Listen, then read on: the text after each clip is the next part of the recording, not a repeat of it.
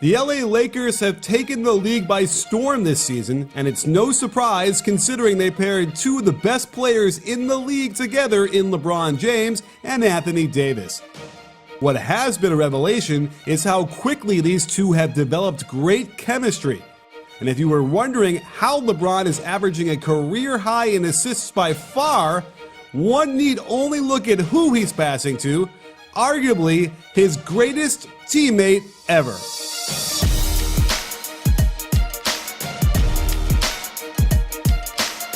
Not only is LeBron averaging the most assists per game in his career, when you normalize for minutes played, that gap is even wider over his next highest season. While he's played alongside plenty of Hall of Famers and All-Stars, he's never had such a versatile big man to pass it to like Anthony Davis.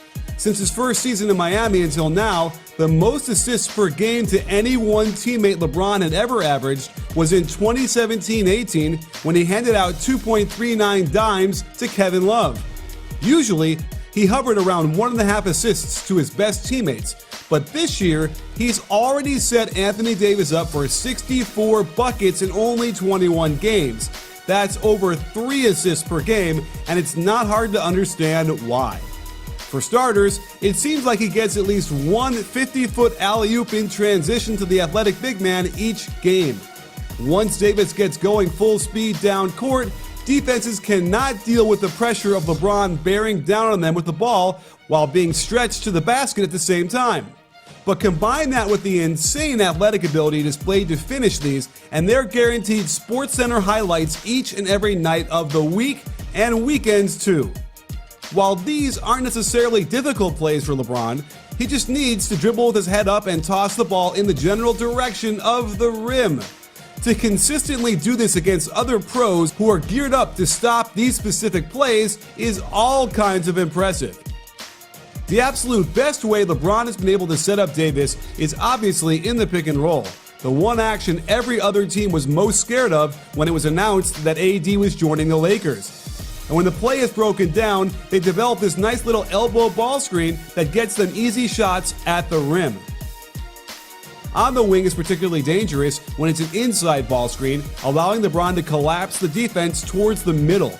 With the corner empty, there isn't any help rotation, but something tells me that it wouldn't really matter much anyway. Just ask Ricky Rubio what he thinks. The quicker they can get to this action in the possession, the better the shot, as the defense has no time to get in proper position, and if they're going to let LeBron use the screen into the middle, it's over. If the defense properly forces LeBron away from the screen in ice defense, it leaves AD to find the open spot on the perimeter for his patented 20-footer at the top of the key. They can flip the direction and get LeBron going towards the sideline, and it's the same result with LeBron's tractor beam sucking in 2 defenders and allowing AD to find that sweet spot at the top of the circle. The step-up screen is the most common action they like to run, and here Davis will flip it at the last second to get LeBron going to the baseline, and watch how both players go to James, opening up the 3-ball for Davis. You might not be satisfied with just my analysis of the NBA. And there's another resource for you called The Athletic that has the absolute best coverage on every team from world-class writers like Sam Amick, Shams Charania, and David Aldridge. Plus, the best beat writers with all the inside information you need.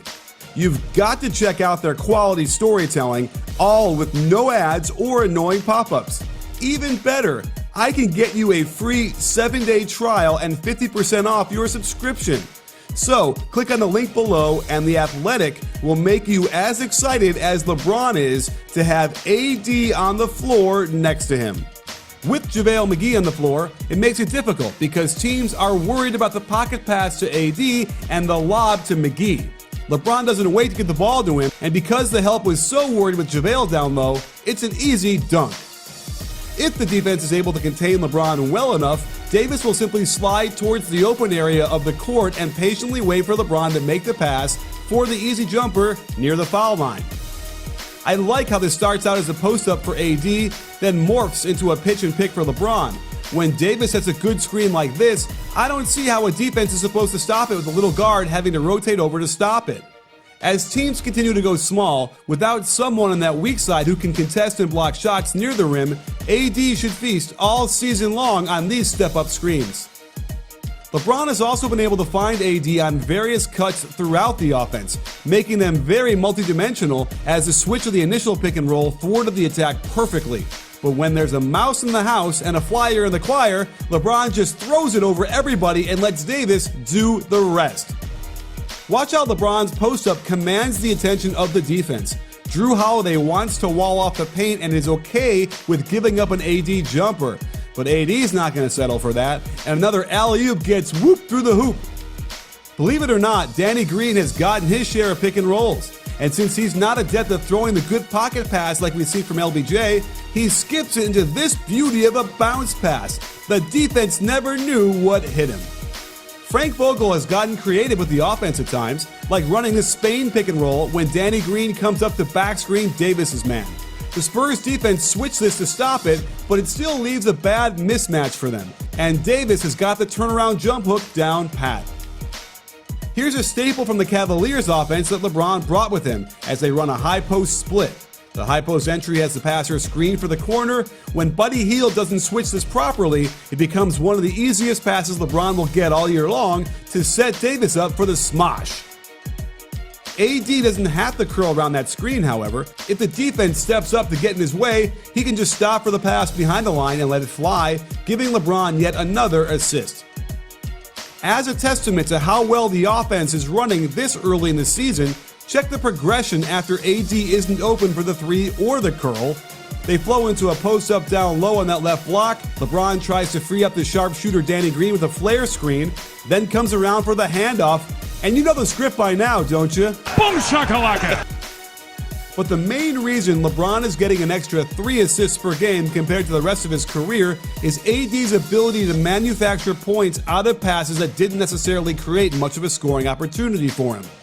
These are mostly out of the pick and roll action, and they give LeBron a chance to rest for a moment, as Davis forces the issue after getting the pass. The defense tended to be in decent position, but AD isn't a 6-time All-Star for nothing. He can handle the ball at 7 feet, and once he gets going, there are very few players who have any hope of stopping him. While he pushes the boundaries of what an assist is, LeBron is racking them up at an unprecedented rate. And if they can keep this up, I don't know if anybody in the West can stop this 4 times in a week to advance in the playoffs. If they both can stay healthy and maintain their Vulcan mind meld, the sky's the limit for LeBron's assists and the Lakers' title hopes.